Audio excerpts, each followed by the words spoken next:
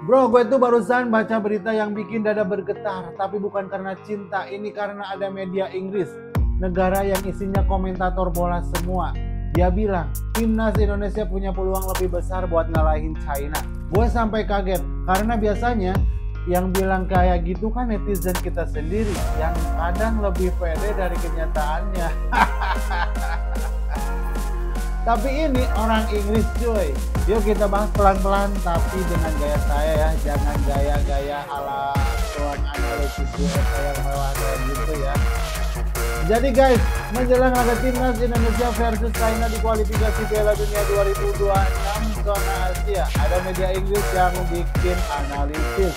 Mereka bilang dengan skema yang sekarang timnas Indonesia punya peluang unggul lawan China. What? Inggris peduli sama bola Asia Tenggara? Gak nyangkanya di situ bro. Oke lanjut bre. Media Inggris nilai ada 3 poin penting. 1. Counter attack Indonesia mulai rapi, gak asal tendang lari, tapi mulai terorganisir. 2. Kehadiran pemain diaspora kayak Tom Hai, Ivar Jenner, dan Patinama. Mereka bikin lini tengah kita makin enak dilihat. 3. China sedang tidak stabil. Dalam beberapa laga terakhir permainan mereka dianggap tumpul dan mudah panik saat ditekan. Tapi ya jangan langsung bikin sepanduk kita lolos Qatar juga bre. Santuy. Media Inggris itu kayak teman lo yang biasanya cuek tapi tiba-tiba muji lo jadi curiga kan ini beneran atau sarkas. Tapi secara logika masuk akal sih. Patrick Kluivert bawa sentuhan bola Eropa, tapi gak terlalu ngoyo. Tim tetap main cepat tapi gak ngawur. Tom Haye punya akurasi umpan yang bikin kita ngerasa kayak lagi main FM. Dan sekarang kita punya Emil Audero bro. Ini penjaga gawang yang pernah main di Serie A. Dulu gue masih main PES, dia masih di Juventus. Tapi ingat ya, timnas bukan Avengers. Kita bukan auto menang, tapi setidaknya sekarang kita gak jadi korban mulu. Justru bahayanya para netizen, kalau sudah percaya diri berlebihan, di medsos netizen bilang kayak gini, gas 3-0 bro lawan China, kita bisa kalahin Jepang deh kalau kayak gini mah. Bro, pelan-pelan. Kita baru dapat pujian, jangan langsung nyusun rencana parade lah. Gue takutnya baru dikit naik, netizen udah nyuruh bikin patung Patrick Kluivert di depan GBK. Optimis boleh, tapi jangan jadi timnas FC yang cuma percaya karena euforia. Tapi di luar itu, semua ini momen langka bro. Dapat pengakuan dari luar negeri, bukan karena joget viral atau karena masalah. Harapan gue pribadi, tim bisa tetap menang. Netizen juga ikut mendukung, bukan menyumpahin kalau kalah. Dan semoga GBK penuh, tapi gak penuh dengan hujatan. Kalau kita bisa kalahin China, kita bukan cuma naik poin FIFA, tapi juga naik harga diri kita. Bicara soal joget viral, kebetulan gue punya kabar dari Michelle Hurst yang viral saat joget di Bali. Terus yang marah bukan netizen Indonesia, tapi justru orang Belanda. Gila gak tuh? Michelle Hurst sayangnya gak nyangka pas dia lempar badan ke kiri dan ke kanan di Bali, netizen bule malah lempar amarah.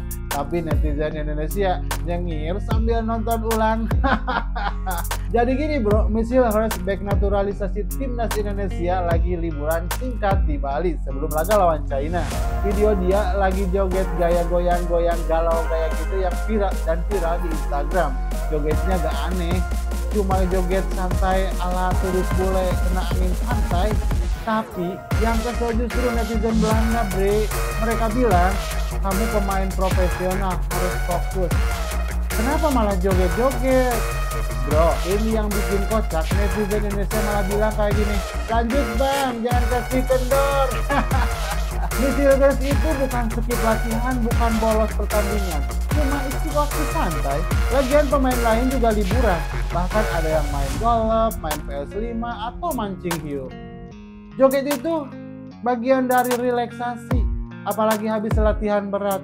Lu kira mental kuat itu cuma dibentuk dari sprint 100 meter?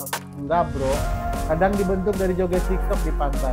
Ekspektasi warga Belanda tuh kayak gini, pemain bola sama dengan robot yang tidur pakai sepatu bola. Kita ini negara tropis bro, apa-apa butuh angin pantai buat nyegerin kepala, bener gak? Yang penting, waktu pertandingan Messi alias all out. Joget di luar lapangan bukan berarti goyang juga di pertahanan. Messi alias udah nunjukin komitmen ke timnas. Dia gak reaktif, gak balas komentar nyinyir, justru publik Indonesia makin respect. Low profile, punya chemistry sama tim, bisa enjoy suasana lokal. Kalau timnas makin solid, jangan kaget kalau mereka nanti joget bareng abis ngegolin ke gawang China. Gue yakin fans timnas Indonesia itu punya cinta paling absurd, tapi paling besar. Dan cinta itu layak buat nonton, buat dukung, bukan cuma buat nyinyir. Buat lo yang ngeliat Messi joget dan langsung kesel, relax bro. Kita ini nonton bola buat senang-senang, bukan buat jadi HRD internasional. Kalau Miss bisa joget santai dan tetap main serius, kenapa lo nonton bola sambil kesel-kesel terus? Kalau lo setuju, kasih like. Kalau lo gak setuju, tetap kasih like. Siapa tahu nanti berubah pikiran. Jangan lupa komentarnya dan subscribe, biar channel ini bisa naik ranking juga dan kalah sama timnas kita. Assalamualaikum warahmatullahi wabarakatuh.